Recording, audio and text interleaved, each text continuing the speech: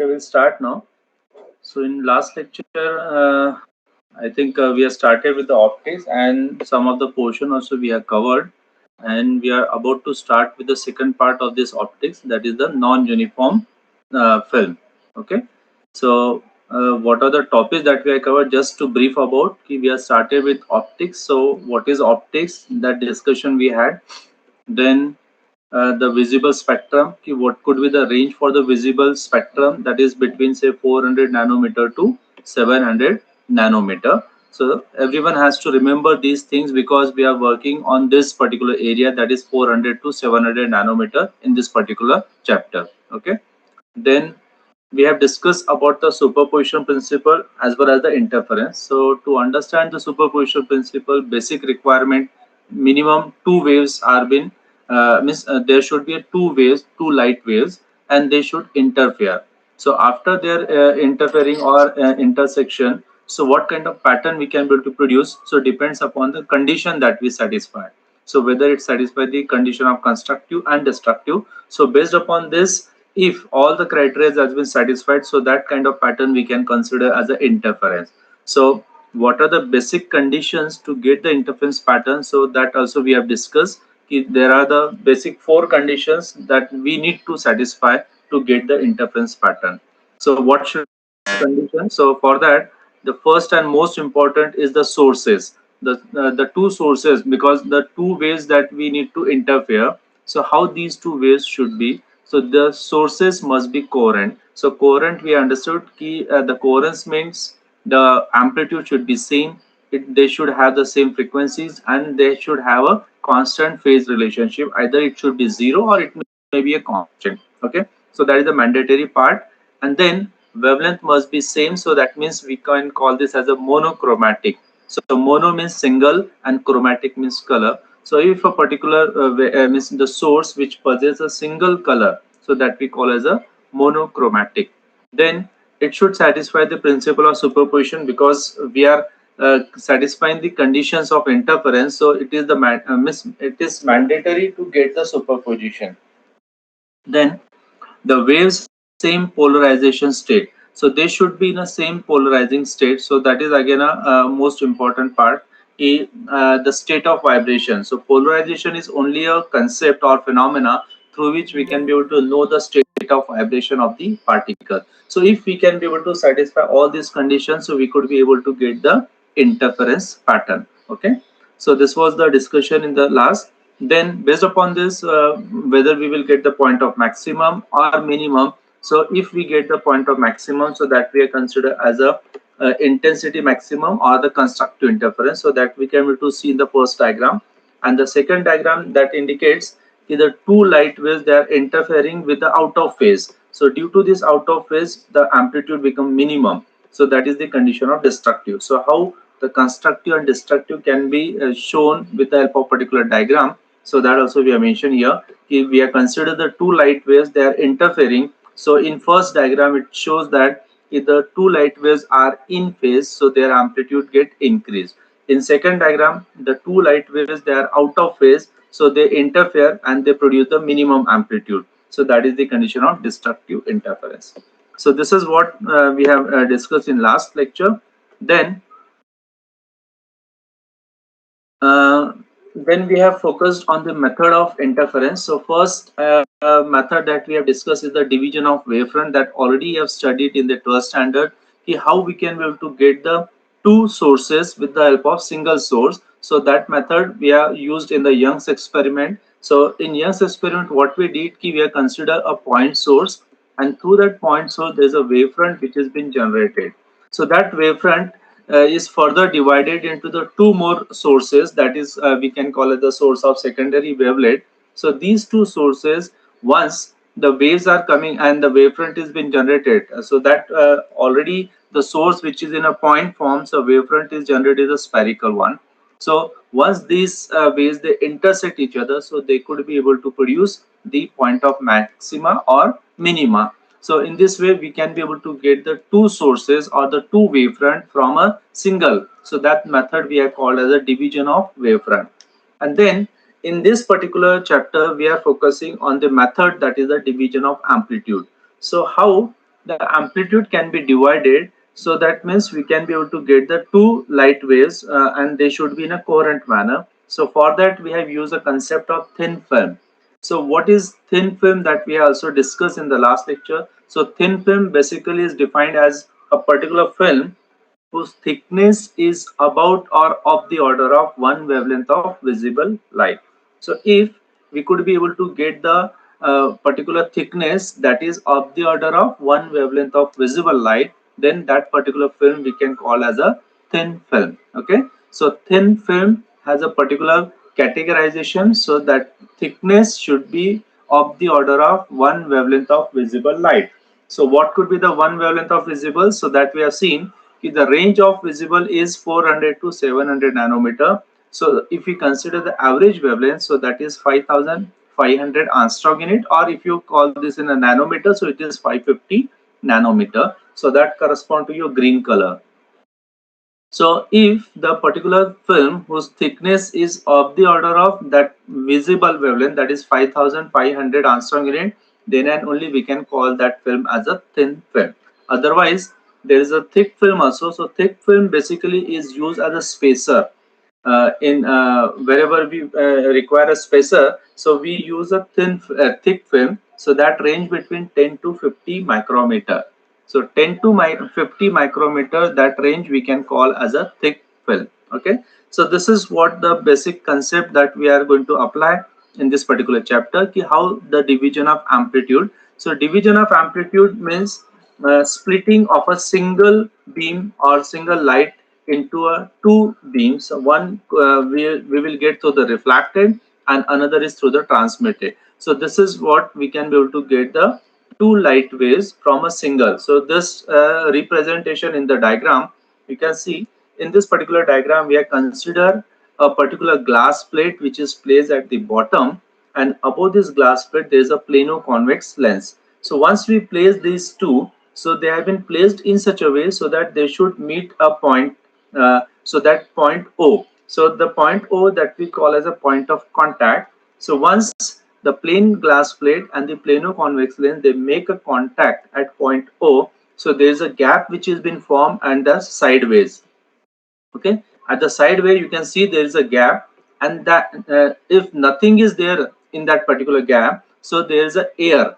So that air which has been filled up by default, you can say. Okay, so that air film which satisfy the condition of thin film, so therefore we can call this as a air film. The air medium which has been filled up in this gap, that satisfy the condition of thin film. Condition, it means its wavelength correspond to the one wavelength of the visible light. Okay, so therefore it is called as the air film, or maybe you can in general say thin film also. So what we did here, we are incident a beam of light or light beam. Once it incident on the top surface of the plano convex lens, so there is a partial action. So it get partly reflected and partly get transmitted, and through internal reflection it forms another ray. So there is a formation of two rays, that is ray 1 and ray 2 from a single ray. So we can say that there is a splitation of a single beam of light in a two beams. Okay, so ultimately these beams are nothing but in the form of waves. Okay, so therefore they have a crest part and the tough part. So once this beam or the light wave they incident on the surface, so due to the refractive index of this glass surface, so there is some part they may it may get absorbed, so or maybe get refracted. So there is a division of that particular amplitude. So that division of amplitude, it may partially get reflected or partially get transmitted also. So therefore this method which is called as the division of amplitude. So amplitude get divided to form the two more waves, that is 1 and 2. Okay, so therefore this method which fall in the category of division of amplitude. Okay, so ultimate the result is we have to study the interference, and the mandatory condition is to get the two coherent light waves. So we are getting the two coherent light waves from a single light wave. Okay, so that condition we are satisfied. Then based upon this, we have discussed about the uniform thin film. So for that, the entire expression also we have discussed. So how we can able to get this expression. So for that, I have shown another presentation also. I will just open that.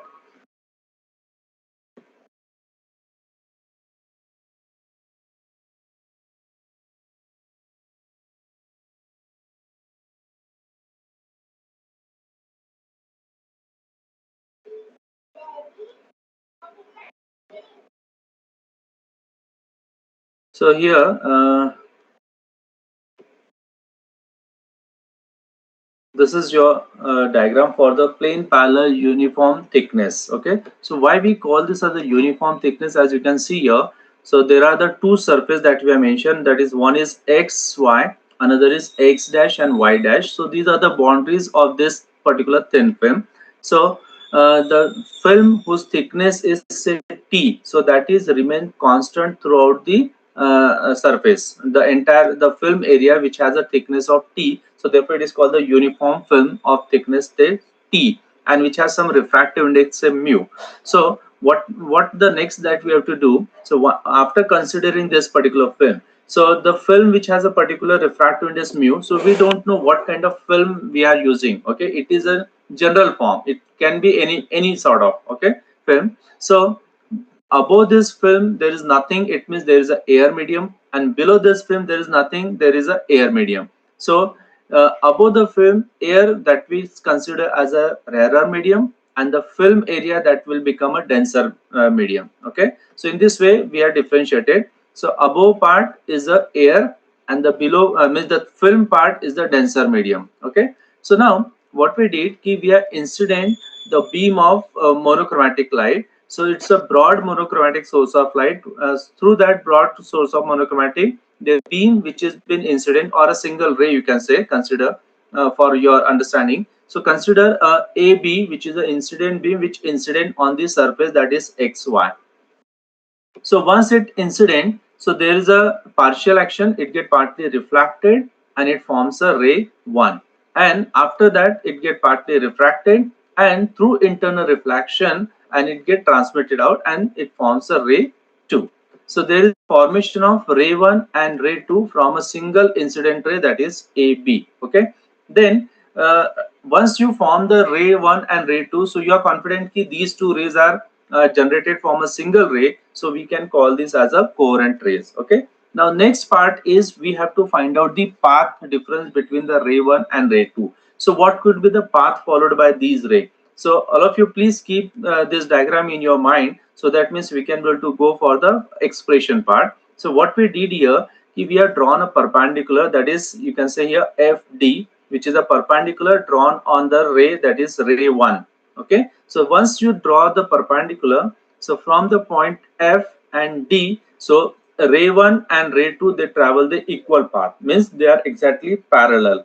So therefore due to this concept, the ray 1 and ray 2 they are exactly parallel, so due to this they are called as a fringes localized at infinity, because the parallel ray where they meet we don't know, so therefore it is called as the fringes. Fringes means the pattern, so whichever the pattern that we will get here, so that will localize, means that we can see at the infinity, because parallel ray never intersect, so therefore it is called as fringes localized at infinity. Okay, so please have to remember.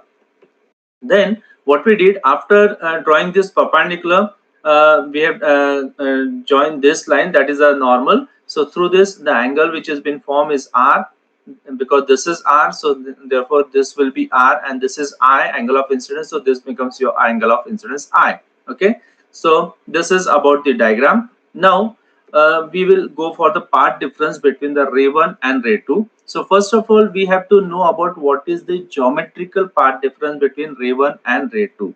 So geometrical means the physical measurement. Okay, so physical, so you can see here there's a labeling. So AB is your incident ray, then BF that become your ray 1, or you can say BB dash, the entire one. BB dash is ray 1, and then DD dash is ray 2, then BC and CD. So these two are the, they shows the same angle, that is congruency, because this is R, these are also R, angle C is same, and this point O, that is a perpendicular. So these two sides, the BC and CD, they show the congruencies. Okay, and similarly BO, which is equals to OD. Okay, so we will apply this concept in your derivation. So we will move ahead. You can see the the geometrical path difference. The geometrical path difference between ray 1 and ray 2 can be written as, so path difference which is BC plus CD minus BF.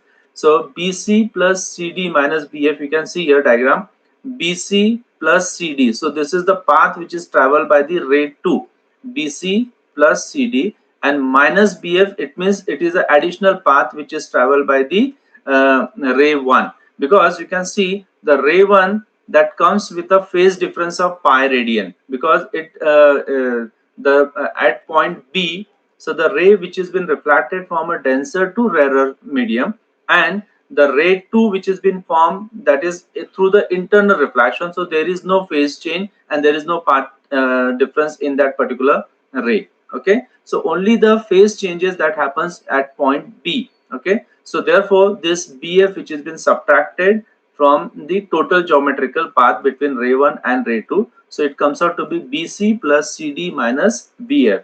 Now how this geometrical path difference is correlated with the optical path difference, so you can see here in second part, optical path difference, that is delta, which is mu times the geometrical path difference, that is mu times the path difference, means the path difference basically is a geometrical one.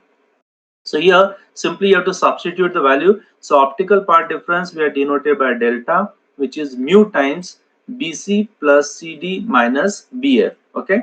Now you can see there is a mu, and at the BF side mu is been removed. So you can see the diagram. So where is BF and where is BC plus CD? So your BF, which is in a medium, that is air. So for air medium, the refractive index is 1. Okay, and BC plus CD, that is in a film area and which has a refractive index, that is mu. So therefore there is mu with the BC plus CD. Okay, you can see delta, which is mu times BC plus CD minus BF. Now next thing, we have to find out the values of this BC, CD and BF. So as you know, in the diagram, BC plus CD, so BC which is equals to CD, so it means either you can find out BC or maybe CD, that becomes twice, and then you have to find out the BF. Okay, so for this we have to consider the triangle where is BC. So you can see in this diagram, so there is a BC, so you can consider one particular triangle and apply the trigonometry, and you can be able to find out the value of BC. Okay, as we know, this this OC, which has a value of, that is T, small t. Okay, so you can find out this, and then you can consider the another triangle, that is this one, upper one, and then you can be able to find out the value of BF. So that part we have did here, you can see. So in equation 1 we have to fill up the value of, that is BC plus CD and BF. Okay, so then and only we can be able to complete the equation for optical path difference, that is delta. So from triangle BCO and triangle DCO, so we could be able to get this BC, which is equals to CD, which is T by cos R. So here the cos is applied, so as you know, so adjacent by hypotenuse. So based upon this, we will get this BC as both the triangle, they shows congruencies. So therefore BC, which is equals to CD, and that comes out to be T by cos R. Then second triangle which is considered, that is triangle BFD, to find out the BF value. So here sin I which is been applied, so that means we couldn't be able to get the value of BF. Okay, so then there is a slight modification that we did. So please follow the steps properly. Simple mathematical trigonometrical concepts has been used, and then you can be able to get the BF value, that is twice BC into sin R into sin I. Now to get this values in one particular angle, so one is here is sin I, another is sin R, so you have to convert that in the proper form. So you have to divide, multiply, so you can be able to get here, you can see the equation number 4, that comes out to be BF, which is twice mu T by cos R into sin square R. Okay, so this is the equation number 4 from after doing this substitutions, and then dividing and multiplying by sin R on right hand side, So then BF which comes out to be this. Okay, so here BF which comes out to be equation number 4, that is twice mu t by cos r into sine square r. Then using these equations, the above equations, so you have to simply substitute that values in your equation number 1. So once you substitute the value of BC, that is t cos r, and then t cos r, that becomes twice t cos r. Okay, twice t cos r, and then here the BF value, that is 2 mu t cos upon cos r into sine square r. So here once you substitute the values, then whichever the common terms you take it common, so it comes out to be twice mu t by cos r is common, so remain is 1 minus sine square r. So 1 minus sine square r is your cos square r. So finally we will get the optical part difference, that is 2 mu t cos r. So this is our final answer for the optical part difference in case of plane parallel uniform thickness, that is T, in case of thin film. Okay, so the optical part difference between ray 1 and ray 2, that comes out to be delta, which is 2 mu t cos r. So this gives you the optical part difference due to the thin film. Now as we know, the optical part difference that we got for the two refracted rays, that is ray 1 and ray 2. Okay, suppose if this reflected system is replaced by the transmitted system, so you can see the diagram. Once again I will repeat the diagram. You can see the ray 1 and ray 2, these are the refracted ray, and if you focus on this C dash and this one G dash, so these are the transmitted rays, C dash and G dash, these rays, these are the transmitted rays. So the transmitted ray, they come out with no phase change. Okay, so if you take the pattern from the transmitted ray, so hopefully you can be able to get the point of maximum only. Okay, but if you focus on the refracted component, so there may be a different system, because they comes out with a phase change, the ray 1 that comes out with a phase change, but here there is no phase change in case of a transmitted ray. So that question can be asked in another form, if you want to get the optical part difference with the help of transmitted ray, so what the equation you will get, so we'll see here. So till now this is your optical part difference for the ray 1 and ray 2 for the refracted component. Then now the ray BB dash get refracted from the denser to rarer medium, so there is a phase change of pi, so that already I mentioned. So at point B there is a phase change of pi, and the phase change of pi, which is equivalent to the path change of lambda by 2, means half of the wave, either there may be a loss or it may be a gain factor of lambda by 2. Okay, we could not be able to say it is a loss or it can be a gain, so either of. Okay, so it depends upon the situation. So we can be able to say there is a phase change of pi, and that phase change of pi is equivalent to the path change of lambda by 2. So from this white ray, that is DD dash, travel from this distance, and see it is refracted from denser to denser. So this is another, means the ray 2 they have explained here. So ray 1 that comes out with a phase change of pi, and that is equivalent to lambda by 2, and the another ray, that is ray 2, which has been formed inside the same medium, that is denser to denser medium. So there is no phase change or there is no path reversal. Okay, so with this, so total optical part difference, so that comes out to be part difference due to thin film, that is 2 mu t cos r. It will be plus minus of lambda by 2. So there is a minus sign missing here. So it should be delta, which is 2 mu t cos r plus minus of lambda by 2. Now this will be your total optical path difference, delta, which is 2 mu t cos r plus minus of lambda by 2.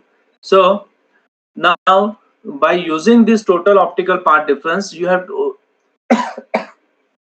excuse me yes, now you have to apply this equation to get the condition for constructive and destructive interference. Okay, what could be the minimum thickness required to get the constructive interference, and what could be the minimum thickness required to get the destructive interference. So we can be able to directly get the equations. You can see here, if the total optical part difference is equal to the integral multiple of wavelength.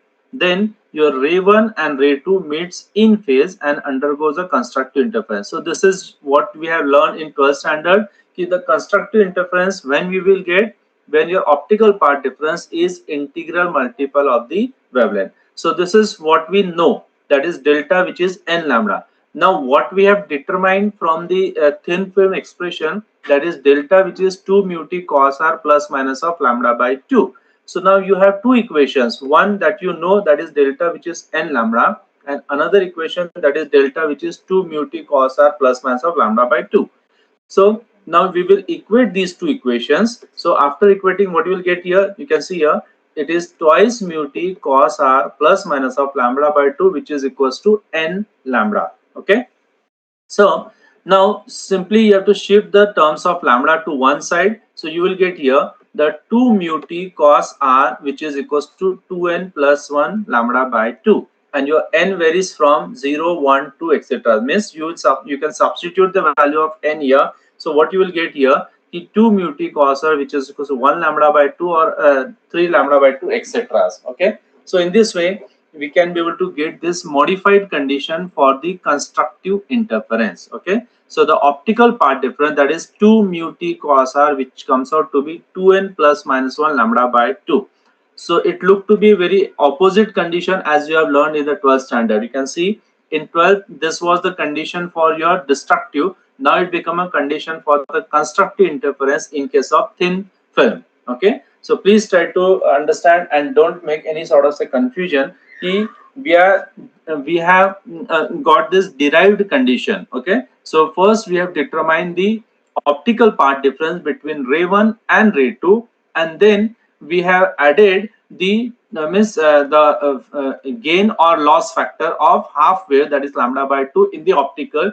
So that become your total optical path difference. So your total optical path difference, that comes out to be 2 mu t cos r plus minus of lambda by 2. So after getting this final equation of total optical path difference, we have to apply this equation to the condition of constructive and the destructive interference. So after applying this condition, so we will get the modified equation that comes out for the constructive is 2 mu t cos r, which is 2n plus minus of lambda by 2. Then there's a condition for destructive interference. So you can see here, as we know, delta, which is n lambda for constructive, that is your 12th. Similar here also in 12th we have learned for destructive interference, delta, it should be 2n plus minus of lambda by 2. Okay. Then again we have to equate this with your total optical path difference. So delta or total optical path difference is 2 mu t cos r plus minus of lambda by 2, which is equal to your optical path, that is 2n plus minus of lambda by 2. So after equating, separate the lambda term to one side. So final answer you will get is 2 mu t cos r, that is optical path difference, which is equals to n lambda. Further, n will vary from 0, 1, 2, etc. Okay. So we will get this modified equation. So here you can see 2 mu t, that comes out 2 mu t cos r, which is equals to n lambda. Okay. So this is the modified condition for the destructive interference. Okay. So here you can see the statement what is given here. The parallel rays do not intersect at finite distance. Hence, the fringes are not observed at finite distances. Interference fringes are observed at infinite and are localized at infinity. So you can remember this statement, because sometimes you may get a question in this form also. You have to derive the expression for the fringes localized at infinity. So why it is called as the fringes localized at infinity? So you have to understand here the ray 1 and ray 2, these are the two parallel rays. Okay. So parallel ray, they never intersect at the finite distance. Okay. So they can interfere at an infinite only, and no one knows about the infinity. So therefore it is called as the fringes localized at infinity. Okay. So this is what the expression that in last lecture we did, but the detailed expression that was left, so that's why I covered this detailed expression also. So we are going to share these sheets on your Google Classroom so that you can have a complete expression. You can solve this expression by your own. So that means wherever the steps to remember, So that also you have to remember properly. So that means you can be able to get the proper answer with no mistakes. Okay. So this is what we did in the last lecture.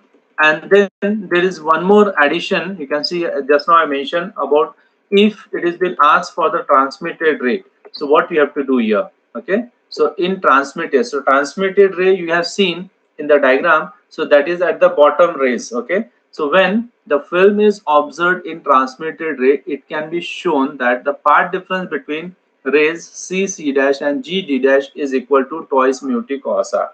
As we know, so the total path difference here, the total in the previous equation we have seen the total path difference that comes out with your plus minus of lambda by 2. But in this case, in transmitted ray, the total path difference that will not include your lambda by 2 term, because there is no phase change that is observed. So in both the cases, either the ray C dash or D dash. So therefore, your total path difference due to the film will be delta, which is twice mu t cos r plus 0. So therefore, it will be like a optical path difference only, that is 2 mu t cos r. So now you apply this condition to get your constructive and destructive. So it will remain same. There will not be any change. Okay. So your delta, which is n lambda and which is equal to 2 mu t cos r. So it comes out to be 2 mu t cos r equals to n lambda. And similarly, for destructive interference, it will be 2 mu t cos r, which is equals to 2n plus minus of lambda by 2. So in this way, we can be able to get the conditions for constructive and destructive for the transmitted ray also.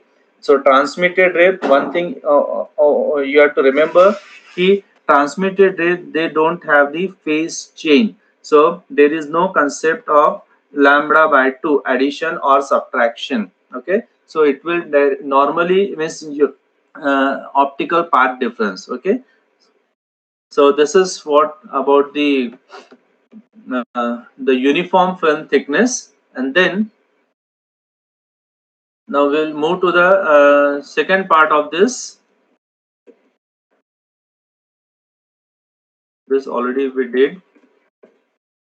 Now next is the non-uniform film thickness. Okay, so non-uniform. So how we can be able to get the non-uniform film? So for this is one of the example that is given here. So that example has given a name, that is wedge shape air film. So wedge shape. So how we can be able to get the wedge shape film? So you can see and the pattern that we are getting is a equidistant lines. You can see here in this slide. So there's a fringe pattern, so that appears to be like an alternate bright and the dark pattern.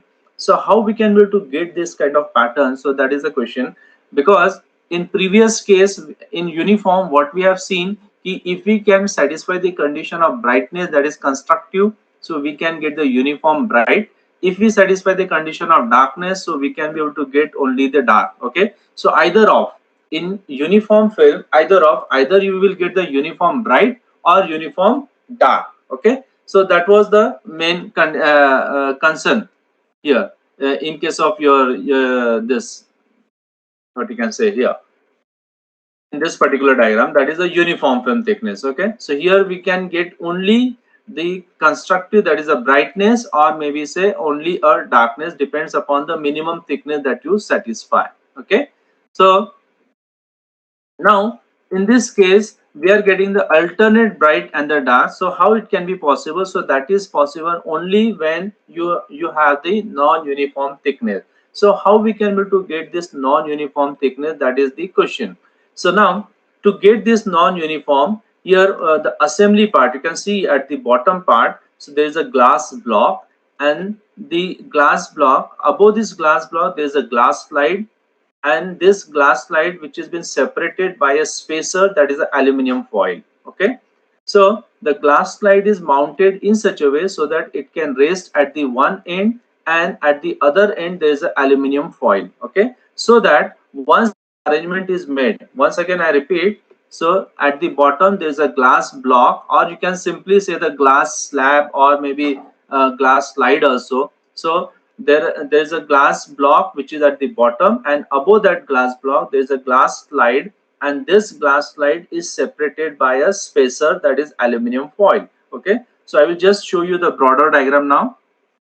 can see it look to be in this manner. So there is a glass block and the glass slide which is kept in such a way so that at one side there is a spacer and at other side it rests on the glass block. Okay, so its structure, now we are focusing on the structure key. Once you have done this assembly part, so there is a gap which has been formed between the glass block and the glass slide. You can see the gap. Okay, so this gap which has a structure of wedge means it is a ramp. Okay, so ramp, so which has a minimum thickness at one end and it progressively increasing toward the other end. Okay, so minimum means if you compare with the wavelength, so its thickness is very less than the lambda. Okay, the t is very less than lambda, so and it progressively increasing toward the other end. So if this is a kind of structure and if nothing is in the gap, so that gap which is filled up by the air medium, so therefore it is called the air wedge. Okay, so or it is also called as wedge shaped air film, because as you know air film will satisfy the condition of your thin film. So thin film, again I repeat, so thin film basically is a film whose thickness is of the order of one wavelength of visible light.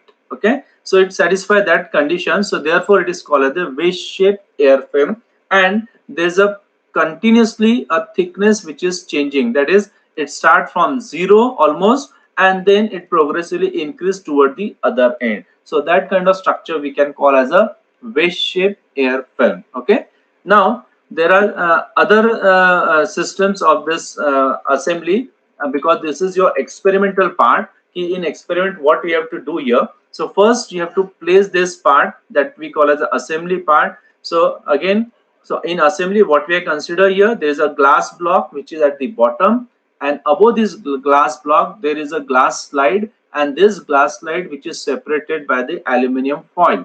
So once you place this arrangement, there is a gap which has been formed between the glass slide and the glass block, and this gap which has been filled up by the air medium, and that air medium which satisfies the condition of thin film, so therefore it is known as the wedge shaped air film or wedge shaped air thin film. Okay, and which falls in the category of non-uniform thickness. Okay, then there are other arrangements of this particular setup. So other arrangement that consists of the monochromatic source of light, so that is a sodium lamp. We are using a sodium lamp as a monochromatic source. So sodium lamp basically emits a yellow color. So yellow color which has two doublets, that is 5890 and 5893 angstrom in it. So this wavelength that correspond to the monochromatic means almost 99% it produces the monochromatic light. So from this sodium lamp, the broad source of light that will incident on the convex lens. Okay, so there is a convex lens which is placed in front of the sodium lamp.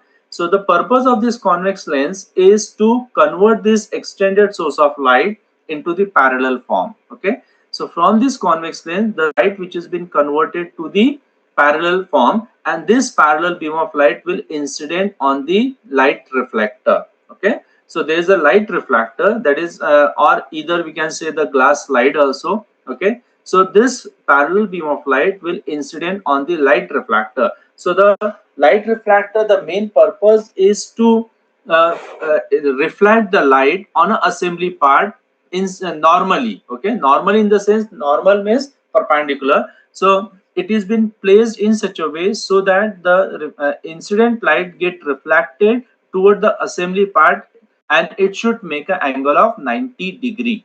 Okay, so this light reflector is placed at an angle of 45 degrees. So once you place this at a 45 degree, then and only we can be able to reflect the light perpendicularly. Okay, then there is a partial action. So part of this incident light get reflected toward the assembly part, and then it partially get transmitted toward the microscope so that you can see the pattern. Okay, as you can see in this diagram, there are the two arrows that we have mentioned. One is going arrow and another is coming arrow. So as we know, it is an interference pattern. Okay, so to get the interference pattern, we need to get the two light waves. Okay, so you can see in this second diagram how we can be able to get the two light waves.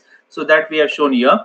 Once the beam is incident, So it get divided, partially get reflected, and partially through internal reflection there's a ray 2.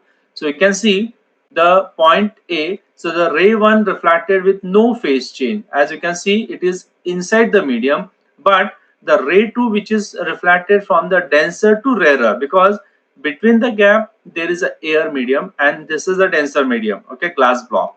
So the B point that get reflected from denser to rarer, so there is a phase change, and phase change that correspond to the path change of lambda by 2. Okay, so this is how we can be able to get the two light waves from a single ray. Okay, so that we have shown in this particular diagram. So this is what the assembly of the phase shift air film. Okay, now there are some questions key how and why we will get such type of pattern, that is the alternate bright and the straight equidistant fringes. So these pattern also called the equidistant fringes. Okay, and there are some questions key the first the fringe that appears to be dark in this case. So why the first fringe appears to be dark? So all questions can be answered properly. So you can see here after this arrangement, now you can see there's a part difference that comes out to be 2 mu t plus lambda by 2.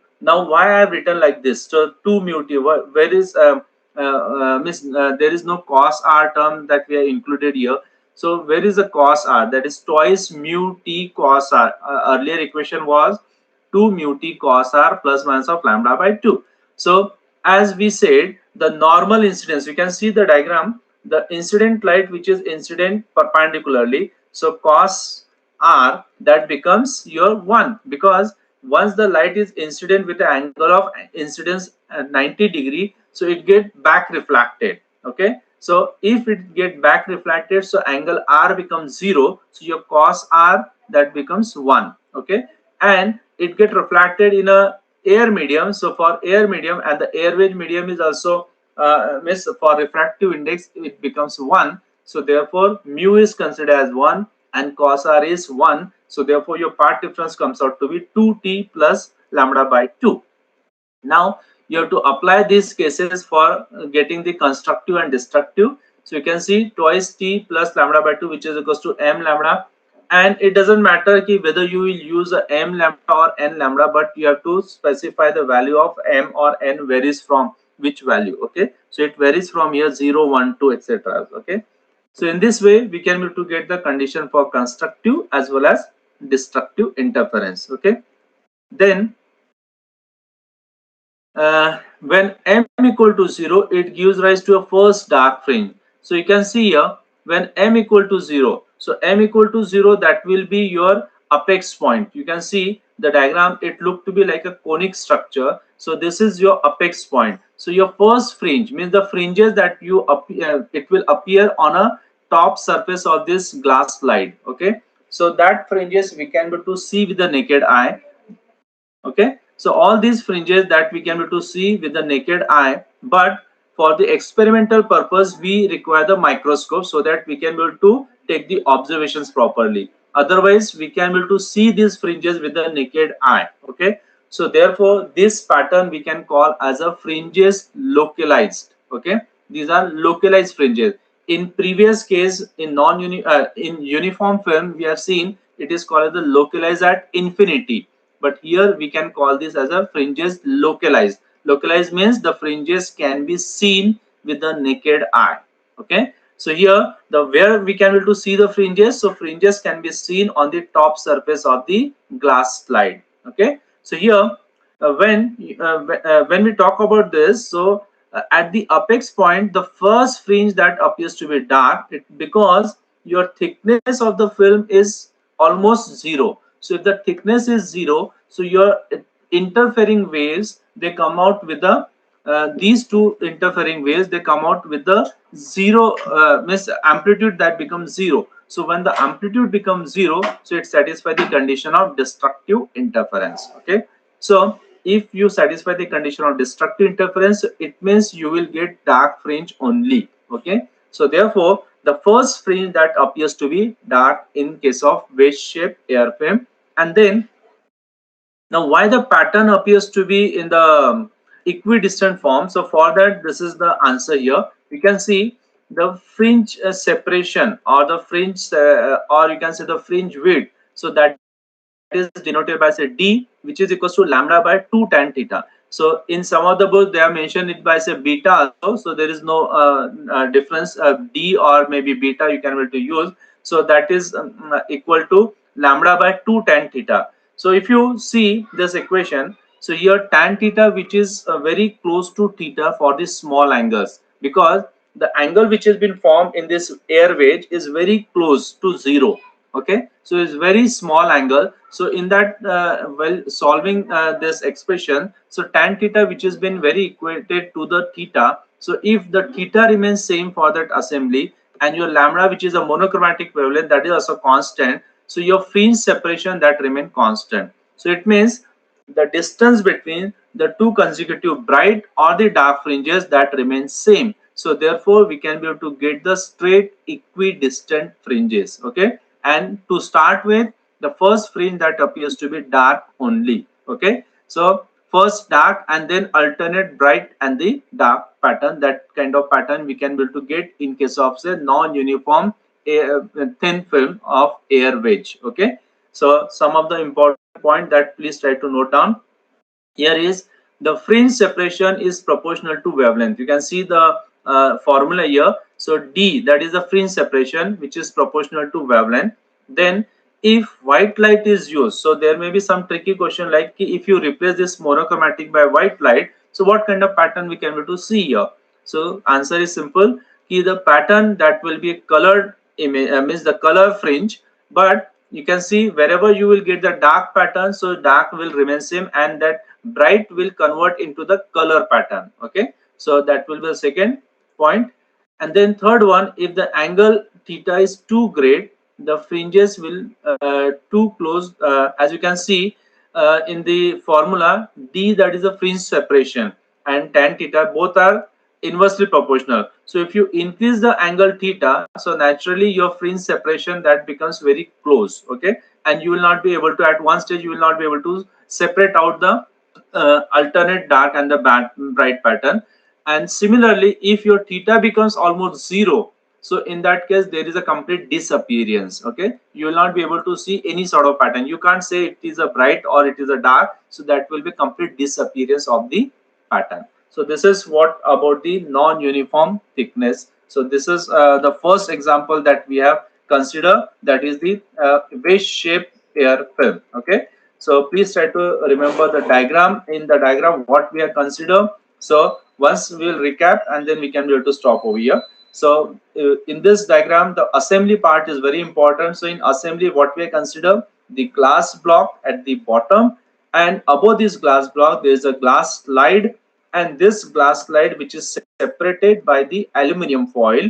Okay, aluminum foil, why we have taken aluminum, it is because it falls in a category of 10 to 50 micrometer range. Okay, so once you place this aluminum foil as a spacer, so there is a gap which has been formed between the glass slide and the glass block, and that gap which is filled up by the air and which has a structure of air wedge, because it has a minimum thickness at one end and progressively increasing toward the other end. So that structure is known as air wedge. Okay, then there is a sodium lamp as a monochromatic source of light. So it's a broad monochromatic source of light that will incident on the convex lens. So once this broad source of light will incident on the convex lens part, so the convex lens, the purpose is to convert that broad light into the parallel form, and this parallel beam of light will incident on the glass reflector or the glass slide, and this reflector which is mounted at an angle of 45-degree.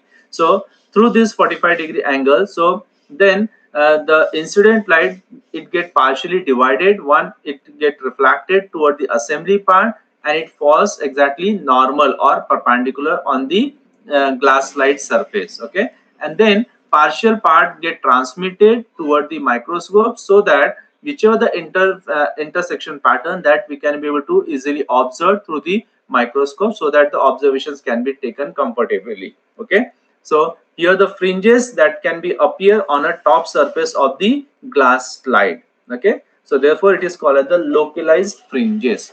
So this is what about the wedge shaped air film. So any doubt in this wedge shaped film?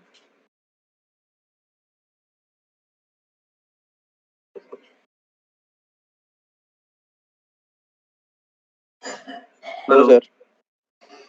Okay. So maybe by today evening, I will share this material on your Google Classroom so that you can have the expressions also. You can go through it and solve by your own also. Okay.